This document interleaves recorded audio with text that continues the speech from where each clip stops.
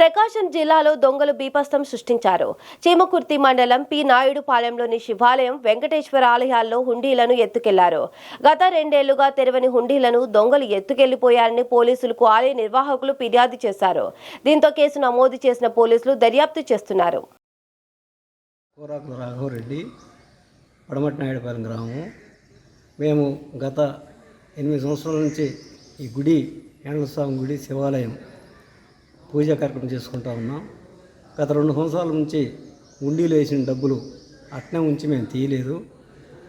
ఆదివారం నైటు 4 గంటల సమయాన ఉండి 2 వెంకటేశ్వర స్వామి ఉండి, శివాలయం ఉండి 2 దొంగలు తీసుకెళ్లారు. దాని మీద పోలీసు వారికి కంప్లైంట్ ఇవ్వడం జరిగింది. వారు వచ్చి క్లూ టీము వాళ్ళు పరిశీలించి వెళ్ళారు. వాళ్ళని తప్పనిసరిగా పట్టుకుంటామని చెప్పి మా సిఐ గారు చెప్పడం జరిగింది.